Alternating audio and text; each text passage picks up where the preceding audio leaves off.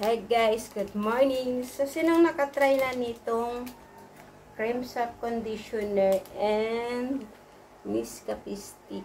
So, gagawin natin to siya ngayon guys kasi yung buhok nung panganay ko. So, medyo ano siya kasi yung parang kup-kup sa Bisaya. So, kahit pakintabi natin siya kasi parang siyang dry tignan eh. So, susubukan natin tong cream soap and Nescafe stick. So, bubuksan natin siya guys. Walang gunting. Hirama mo gunting dyan ako. Nak, dyan o. So, lalagay natin to siya para kumintab yung buhok niya para maging shiny. So, maganda to siya. Kasi di ba itong Nescafe, pag combine mo to siya, magiging matibay yung hair daw. So, kailangan natin i-try ngayon. Kasi ang tigas talaga ng buhok niya. Iwan ko lang sa pagligo yata niya, hindi niya inaayos.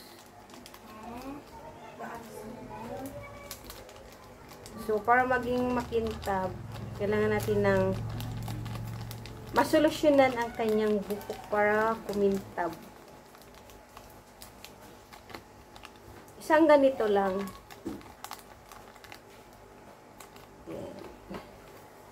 Tapos, ihalo natin tong isang stick na Nescafe. So, green yung kinuha niya guys. Sabi ko kasi, kahit anong kulay naman ng conditioner, pwede. So, ngayon, halo natin to siya guys. Ayan. So, ang paglagay nito, so, kakamayin natin na habang ganon-ganon sa buhok niya. So, ngayon, haloin ko siya, gamitan ko lang siya ng tong kutsarita.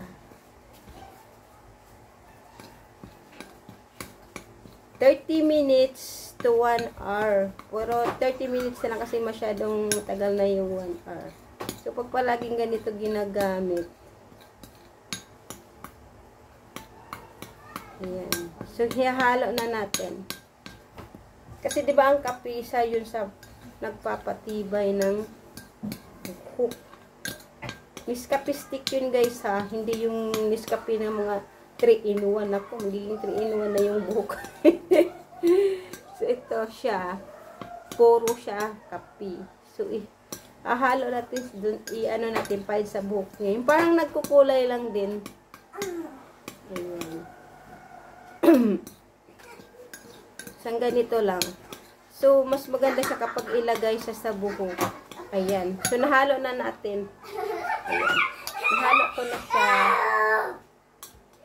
So, ilalagay ko na sa buhok niya, guys. Halika na. Yung ulo mo lang, pakita mo.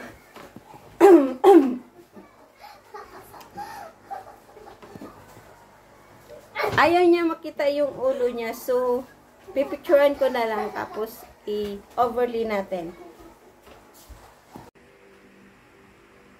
So, ito na yun siya guys. O, ilagay ko, di ba, kumintab. Lalo na pag nakaligo yan siya. So, ayaw niya pakita yung mukha. Kaya nakayo ko. Nahihiya. E, nung paglagay ko, ayaw magpakuha ng video. Ayan. So, makintab na siya. So, mamaya, pag nakaligo na siya, try natin. Picture natin din overlay. So, ito na yun siya guys.